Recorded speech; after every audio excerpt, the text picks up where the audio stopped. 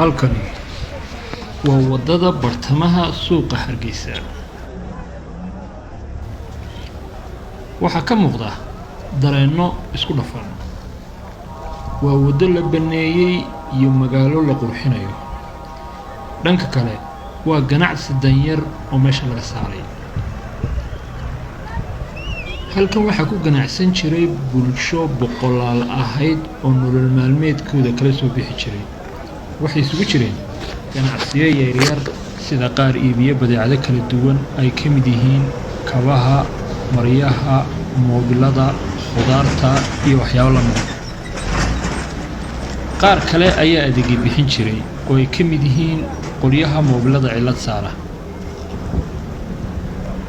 waxa laga masruufi jiray qoysas badan oo kala duwan. maanta waa la baneeyay. qolyaha moobilada iyo kabaha iyo maryaha iibin jirtay oo u badnayd xaggan xigta telesoomta ka soo horjeedkeeda hadda way bannaan tahay. dadkii waa laga raray. ganacsigoodii halkan meesha waa laga saaray meel kale ka futaan. dhanka kale ganacsiga yaryar dhibaato iyo culays ay ku hayeen magaalada ma ahayn bilicda kaliya ha yeeshee dhib ka weyn baa jirtay. waxay cunaha hayeen isu socodka magaalada. waxay cidhiidhi ku hayeen wadooyinka. hadda waa la baneeyay. inkastoo dhibta danyarta gaadhay damaqeeda leedahay haddana marka la isku dardaro oo la xisaabiyo waxtarkeeda ayaa badan.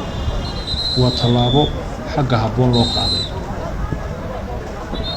qofka meesha ku ganacsan jiray waxa uu ogaa inuu deganaa waddo la wada leeyahay. culaysna uu ku hayay isu socodka magaalada.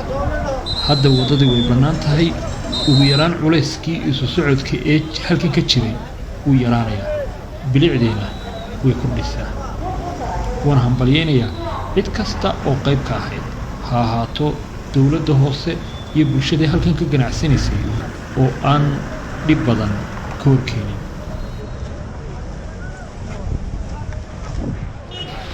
xawaaruhu intuu doonaha noqdee waxaa la dareemi karaa Hargeysa u socota xagga horumarka.